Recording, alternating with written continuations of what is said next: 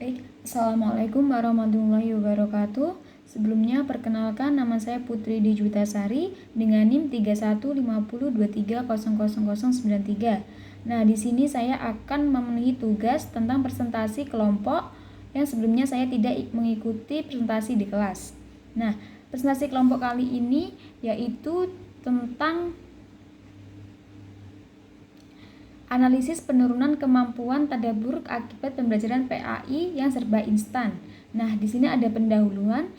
Latar belakang dari makalah ini adalah adanya fenomena pembelajaran pendidikan agama Islam yang saat ini cenderung dilakukan secara instan. Banyak peserta didik lebih berfokus pada menghafal materi atau mencari jawaban dengan cepat melalui teknologi, dan benar-benar memahami dan merenungkan makna yang terkandung dalam Al-Quran. Padahal tujuan utama pembelajaran PAI bukan hanya menambah pengetahuan, tapi juga membentuk keimanan, akhlak, dan spiritualitas peserta didik melalui proses tadabbur Al-Quran, yaitu memahami dan menghayati isi kandungan ayat secara mendalam.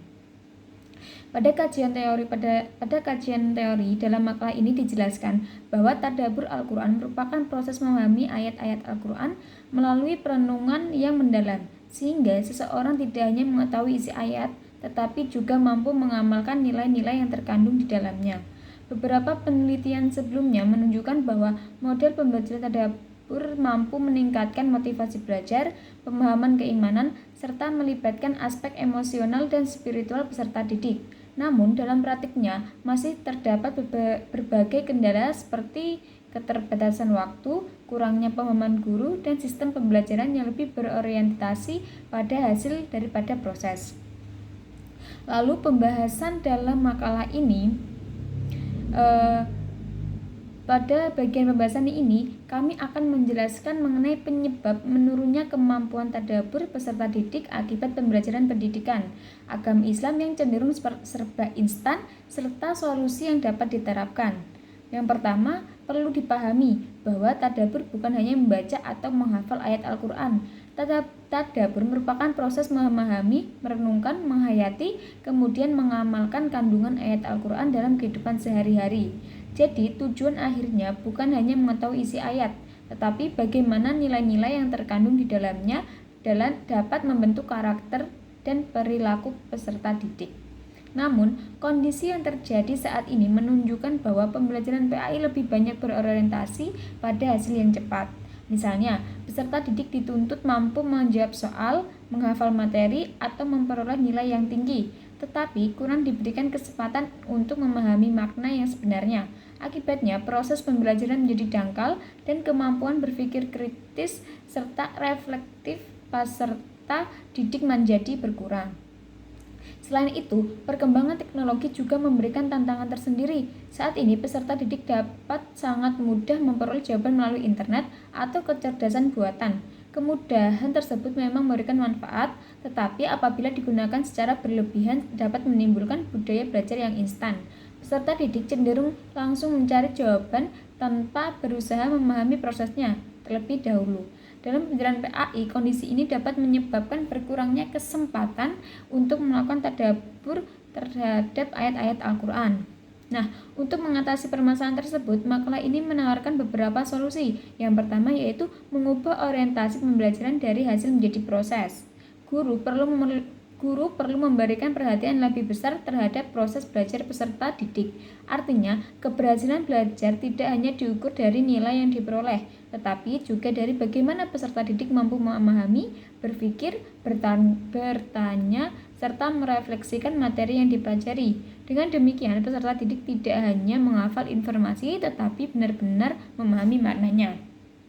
Untuk solusi yang kedua yaitu menggunakan pendekatan reflektif. Pendekatan reflektif dilakukan dengan mengajak peserta didik berpikir lebih mendalam melalui pertanyaan-pertanyaan terbuka. Misalnya, setelah membaca suatu ayat Al-Quran, guru dapat bertanya, apa pesan yang terkandung dalam ayat ini, mengapa Allah menurunkan ayat tersebut, dan bagaimana cara kita menerapkan isi ayat tersebut dalam kehidupan sehari-hari. Dengan cara seperti ini, peserta didik tidak hanya memahami arti ayat secara tekstual, tetapi juga mampu menghubungkan dengan kehidupan nyata. Nah, untuk solusi yang ketiga yaitu menggunakan pendekatan kontekstual. Pendekatan kontekstual Berarti materi pembelajaran dikaitkan dengan pengalaman atau kondisi yang dialami peserta didik sehari-hari. Sebagai contoh, ketika membahas ayat tentang kejujuran, guru tidak hanya menjelaskan arti ayat tersebut, tetapi juga mengajak peserta didik berdiskusi mengenai pentingnya bersikap jujur di sekolah, di rumah, maupun di media sosial. Dengan begitu, pembelajaran menjadi lebih bermakna karena peserta didik dapat langsung menghubungkan materi dengan kehidupan mereka sehari-hari. Yang keempat yaitu mengoptimalkan peran guru sebagai fasilitator.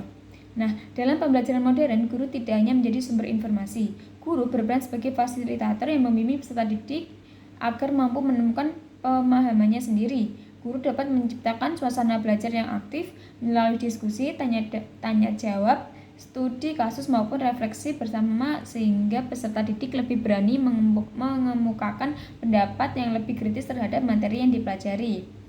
Untuk yang kelima yaitu membiasakan kegiatan tadabbur. Kemampuan tadabbur tidak dapat muncul secara instan, tapi perlu dilatih secara terus-menerus. Oleh karena itu, guru dapat membiasakan kegiatan tadabbur pada setiap pembelajaran. Misalnya, dengan baca beberapa ayat Al-Quran di awal pembelajaran, kemudian mengajak peserta didik memahami maknanya dan mendiskusikannya penerapan dalam kehidupan sehari-hari. Jika dilakukan secara rutin, peserta didik akan terbiasa berpikir mendalam dan tidak hanya menerima informasi secara pasif. Untuk yang solusi yang keenam yaitu memanfaatkan teknologi secara bijak.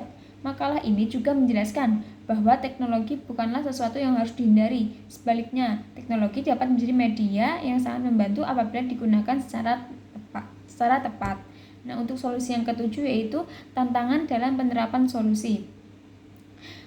Walaupun solusi tersebut sangat baik, tentu dapat beberapa tantangan dalam pelaksanaannya, misalnya keterbatasan waktu, pembelajaran, dan kemampuan guru yang berbeda-beda dalam menerapkan model tadabbur, serta masih adanya budaya belajar yang lebih berorientasi pada nilai daripada proses. Karena itu diperlukan dukungan dari sekolah melalui penyediaan fasilitas, pelatihan bagi guru, dan kebijakan yang mendukung pembelajaran yang lebih reflektif serta bermakna. Jadi, inti dari pembahasan ini adalah bahwa pembelajaran pendidikan agama Islam atau PAI seharusnya tidak hanya mengajar hasil belajar atau nilai semata, tetapi juga membentuk pemahaman, penghayatan, dan pengamalan nilai-nilai Al-Quran melalui proses tadabbur. Dengan demikian, peserta didik diharapkan tidak hanya cerdas secara intelektual, tetapi juga memiliki karakter dan spiritualitas yang kuat. Nah, lalu untuk kesimpulan pada makalah ini yaitu berdasarkan pembahasan ini dapat disimpulkan bahwa pembelajaran PAI